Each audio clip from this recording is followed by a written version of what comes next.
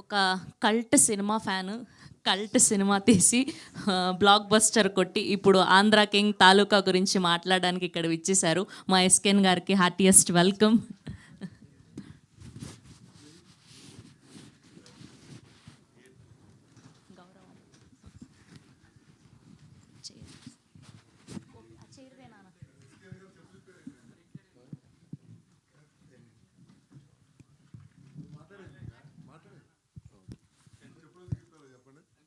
అంటే షూస్ వేసుకుందాం.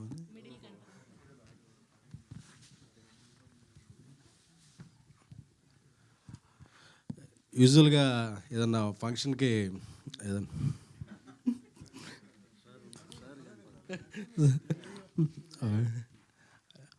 ఏదన్నా ఫంక్షన్కి మనం ఇన్వైట్ చేస్తారు. నేనే ఇది ఇందాక లైవ్ చూస్తే ఈ ప్రెస్ మీట్ జరుగుతుంది, దీని గురించి మాట్లాడాలని చెప్పి నేనే ఇక్కడికి వచ్చేసాను. ఎందుకంటే నిన్న చూసినప్పటి నుంచి నేను ఈ సినిమా చాలా ఎమోషనల్ అయ్యాను, చాలా చాలా విధాలుగా కనెక్ట్ అయ్యాను. ఆన్లైన్లో చూస్తే మార్నింగ్ నుంచి థర్స్డే ఓపెనింగ్ అన్నీ వేరు. ఎందుకంటే ఒక సినిమా ఎమోషన్ కనెక్ట్ అయితే దానికి ఉండే రిజల్ట్ వేరు. ఈరోజు ఈవినింగ్ నుంచి ఈ సినిమాకు ఉండే నిన్న నైట్ నుంచే అన్ని షోస్ పికప్ అయ్యి హౌస్ఫుల్స్తో వెళ్తుంది. ఎందుకంటే చాలా చాలా థీమ్స్ మీద ఇప్పటివరకు సినిమాలు వచ్చినాయి, కానీ ఒక ఫ్యాన్కి ఒక హీరోకి మధ్య, అంటే సినిమా అనేదే ఒక హీరోకి ఫ్యాన్కి మధ్య నడిచే ఒక ఎమోషన్. ఆ ఎమోషన్ మీద ఇంతవరకు తెలుగులో ఏ సినిమా రాలేదు. తెలుగులోనే కదా నాకు తెలిసి ఇలాంటి ఎమోషన్ని చాలా హైలైట్గా చేసే సినిమా అయితే ఇదే. ఎందుకంటే నిన్న సినిమా చూస్తుంటే శ్రీరాములు థియేటర్కి వెళ్ళి సినిమా చూస్తుంటే నాకు ఆర్టిస్టులు ఎవరూ కనిపించట్లేదు. క్యారెక్టర్లన్నీ అలా కళ్ళ ముందు కనిపిస్తుంటే నా కాలేజ్ లైఫు, ఫ్యాన్గా గడిపిన జీవితం, ఆ పదాలే గుర్తుకొస్తున్నాయి. అంటే మనం ఒక హీరోని చూసి ఎంత ఇన్స్పైర్ అవుతాం, మన జీవితంలో ఎన్ని చేంజెస్ జరుగుతాయి, వాళ్ళని చూసి మన ఆశలు ఎలా ఉంటాయి, ఆశయాలు ఎలా మారుతాయి అనే దానికి ఒక ట్రూ ఎగ్జాంపుల్ సినిమా ఏదన్నా ఉంటే ఆంధ్ర కింగ్ తాలూకా. ఎందుకంటే ఉపేంద్ర గారి ఆ స్క్రీన్ ప్రెజెన్స్ అంటారు కదా, ఆ screen presence, he lit the frame, every frame ఆయన కనిపిస్తుంటే అసలు మనం లీనమైపోతున్నాం. అంటే he is the perfect apt character. అంటే కొన్ని క్యారెక్టర్లు కొంతమంది కోసం పుడతాయి. నాకు తెలిసి మహేష్ ఆయన కోసం రాసుకున్నాడు, ఆయనే ప్రతి ఫ్రేమ్లో కనిపించారు అన్నట్టు ఉపేంద్ర సార్ని చూస్తే నాకు, ఎందుకంటే ఎన్నో, అంటే కల్ట్ అనే సినిమా పదానికే ఒక స్పెల్లింగు, అబ్రివేషను, ఆల్టర్నేటివ్ ఏమైనా ఉంది అంటే డిక్షనరీలో అది ఉపేంద్ర గారు. సో చాలా చాలా ఇన్స్పైరింగ్గా అనిపించింది. అలాగే ఎనర్జీ రామ్ గారు అంటేనే ఎనర్జీ. చాలా సీన్స్లో ఆయన ఎనర్జీని కూడా టోన్ డౌన్ చేసి ఒక ఫ్యాన్గా ఒదిగిపోయి ఎక్కడ హైప్ చేయాలో అక్కడ చేసి చూస్తుంటే అసలు మనల్ని మనం చూసుకున్నట్టుందంటే సింగిల్ స్క్రీన్లో ఫ్యాన్స్ అందరూ కూడా ప్రతి సీన్కి ప్రతి డైలాగ్ అండి. చాలా ఇప్పుడు చిన్నప్పుడు అంటుండేవాళ్ళు, నేను చిరంజీవి గారి సినిమాలకి అది అలాగ వెళ్ళి ఆ బ్యానర్స్ కడుతున్నప్పుడు అంటుండేవాళ్ళు, అసలు మీ హీరోకి నువ్వు ఉన్నావని తెలుసా అంటే ఆ డైలాగ్ ఏదో నన్ను చూసి అన్నట్టు అనిపించింది.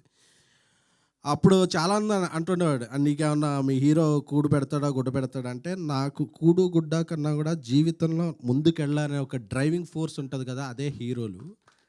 ఆ డ్రైవింగ్ ఫోర్స్ కదా వాళ్ళు మాకు ఇచ్చేది. వీళ్ళు ఎవరికి అర్థం కావట్లేదని నేను ఏలూరు నుంచి హైదరాబాద్ వచ్చా, లేకపోతే ఏలూరులో ఉండేవాడిని. లేకపోతే ఫ్యాన్స్ అందరినీ చిన్న చూపు చూస్తున్నారు, ఫ్యాన్స్ని ఎవరో గౌరవించట్లేదు. ఎప్పటికైనా ఫ్యాన్ అనేవాడు గొప్పవాడు అవ్వాలి, అయితే అందరూ ఈ హీరోని గౌరవిస్తారో ఫ్యాన్కి గౌరవం వస్తుంది అనేది నా చిన్నప్పుడు నా లైఫ్ చూసుకున్నట్టు అనిపించింది ఈ సినిమా చూస్తే. అందుకే నేను జర్నలిస్ట్ అయ్యాను, ప్రొడ్యూసర్ అయ్యాను, వాట్ ఎవర్ ఏమైనా సరే నేను నమ్మిన నా హీరో గౌరవం తీసుకురావాలనేది అభిమానిగా నా ఇది. సో ఈ సినిమా చూసుకుంటే నా జీవితం. అలాగే చిరంజీవి గారు అవ్వచ్చు, బాలకృష్ణ గారు అవ్వచ్చు, ప్రభాస్ గారు అవ్వచ్చు, తారక్ గారు అవ్వచ్చు, మహేష్ బాబు గారు అవ్వచ్చు, అల్లు అర్జున్ గారు అవ్వచ్చు, ఇంకా ఎంతోమంది హీరోలు, ఎవరి అయినా సరే హీరోలందరూ కూడా ఇన్స్పైర్ అయ్యేది. ఎవరి ఫ్యాన్ అయినా సరే మనం ఏమీ ఆశించకుండా ఆ హీరో బాగుండాలి, మనం ఎవరో వాళ్ళకి తెలిసినా తెలియకపోయినా ఇదొక ప్రపంచంలో తల్లి తండ్రికి ఒక బ్లడ్ రిలేషన్ ఉంటుంది. ఏ రిలేషను లేకుండా జీవితాంతం ఉండే రిలేషన్ ఏదంటే ఒక హీరోకే ఒక అభిమానికి మధ్య ఉండే రిలేషన్ మాత్రమే. అలాంటి రిలేషన్, గొప్ప రిలేషన్ని ఈ సినిమాలో చూపించిన గొప్ప గొప్ప సీన్లకి ఎవ్రీ ఫ్యాన్ కనెక్ట్ అవుతారు. మహేష్ గారికి నాకు ఆయన ముందు నుంచి తెలుసు. ఆయన రాసిన కథకి చాలా చాలా హ్యాట్స్ ఆఫ్. ఆయన తీసిన విధానాన్ని, సంగీత దర్శకులు మంచి మ్యూజిక్ అందించారు. మైత్రి మూవీస్ చాలా కథాబలం ఉన్న సినిమాలను ఎప్పుడు నమ్మి వాళ్ళు తీసే సినిమాలు ఎప్పుడు ఎందుకు వాళ్ళ సక్సెస్ రేట్ ఇండియాలో నెంబర్ 1 ప్రొడ్యూసర్లు అంటే వేరియస్ జోనర్లు, వేరియస్ కథలకి ఇలాంటి కథలకు బలం ఇస్తారు. ఎందుకంటే ఓవర్సీస్లో ఇక్కడ ఏదో జరిగిపోతుందని కాదు, ఓవర్సీస్లో కూడా ప్రీమియర్లకి వెళ్ళి ప్రమోషన్ చేస్తున్నారంటే అదొక మైత్రి మూవీస్ వల్లే సాధ్యమైంది. సో ఇంత గొప్ప సినిమాని అందరూ చూడాలి, తెలుగు వాళ్ళందరూ చూడాలి, ప్రతి ఫ్యాను కనెక్ట్ అవ్వాలి. ఇంత మంచి సినిమా అందించిన రామ్ గారికి, అలాగే ఉపేంద్ర గారు కొంతకాలం గ్యాప్ తర్వాత తెలుగులో యాక్ట్ చేశారు. ఉపేంద్ర గారికి, ఆయనకి నేను పెద్ద ఫ్యాన్, మీకు తెలుసు. So love you sir.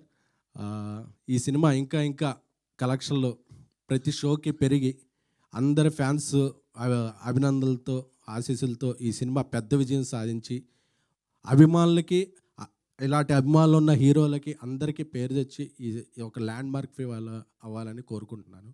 Thank you so much.